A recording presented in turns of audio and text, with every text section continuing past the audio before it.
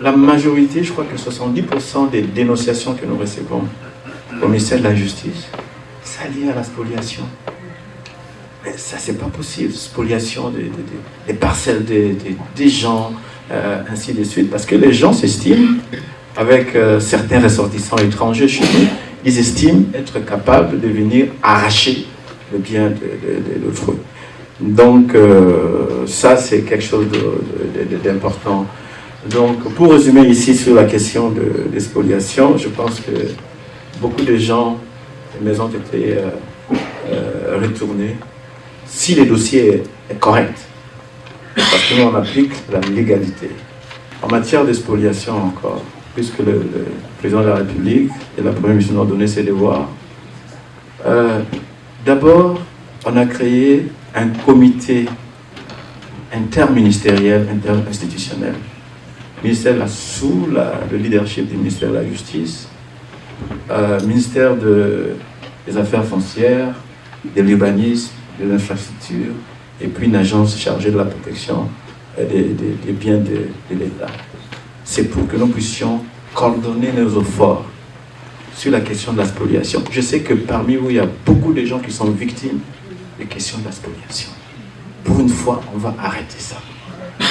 Ça, je peux vous dire qu'on a arrêté. Il y a des gens qui sont arrêtés. On a arrêté un de grands, le réseau.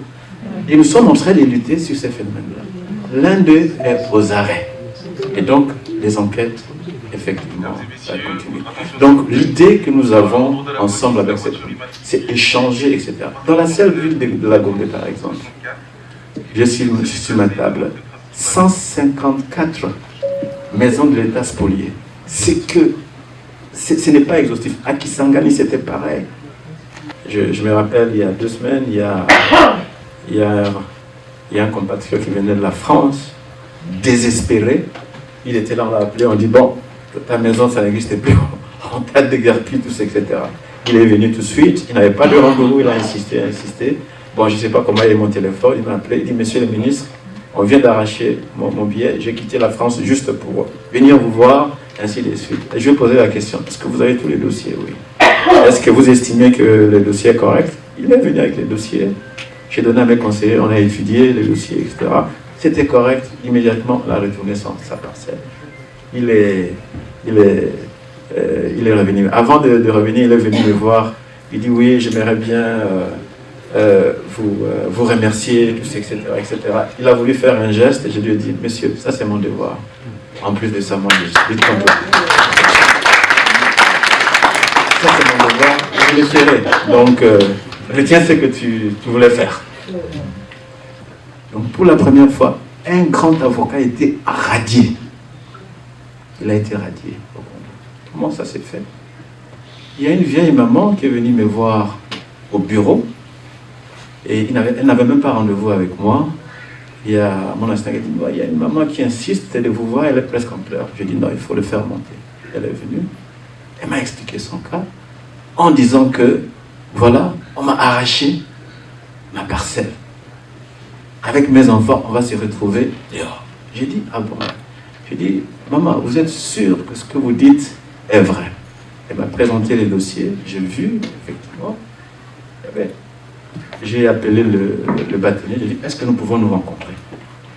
Nous sommes rencontrés, j'ai vu que les dossiers, j'ai écrit au bâtonnier, j'ai dit, ça c'est un cas de spoliation.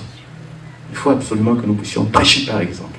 Il a été radié. En plus, il y aurait une action pénale contre lui. Et à Kisangani, il y a une autre maman qui a quitté Kisangani, qui a payé son billet, qui est arrivée jusqu'à mon bureau pour lui exposer la même chose.